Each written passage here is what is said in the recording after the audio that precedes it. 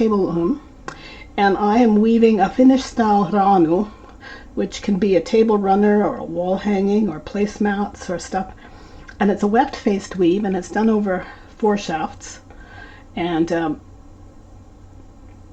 think you could probably do it over 2 shafts as well, but 4 seems to give it better stability.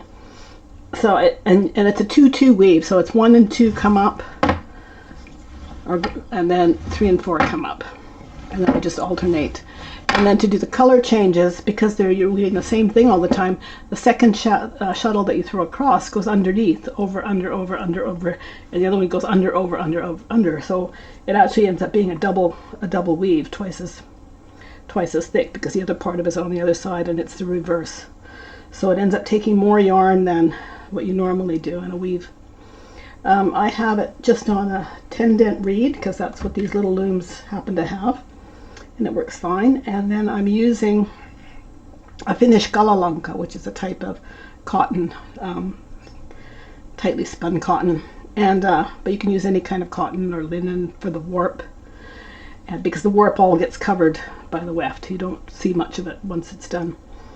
And then I'm using hemp yarns, because I have a whole stack of hemp that I had from years ago, and I haven't used them much for anything, but I thought these would be really nice for this.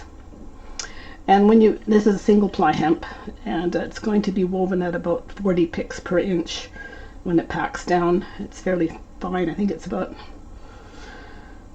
is it 950 yards per pound, I think. Now the thing with hemp is, hemp or linen or any of the flax fibers, is that they're very springy, and the only way to soften them and to be able to use them properly is to soak them for a while. I used a spray bottle yesterday, and I just got water everywhere, and it wasn't actually wetting down the yarn. So what I did is I put the bobbins into a little tub of water overnight. I just let them soak.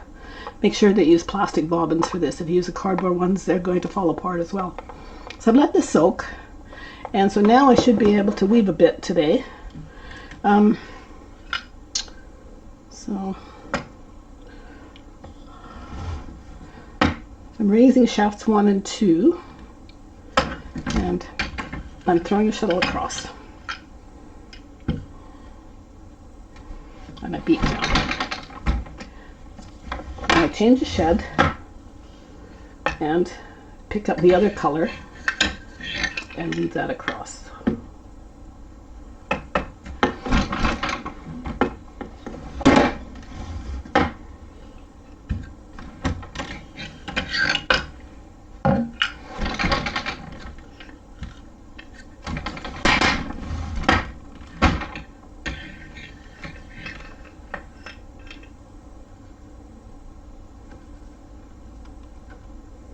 Oh, I should have gone over that thread.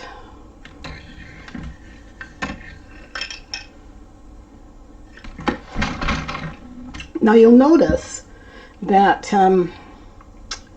the yarns are not really, the weft yarns are not really beating down, so I used to use a tapestry hook to beat these into place so that they're in nice and tight.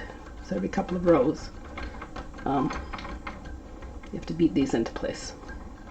Otherwise it doesn't give the look of the rep weave, because the yarn is so springy.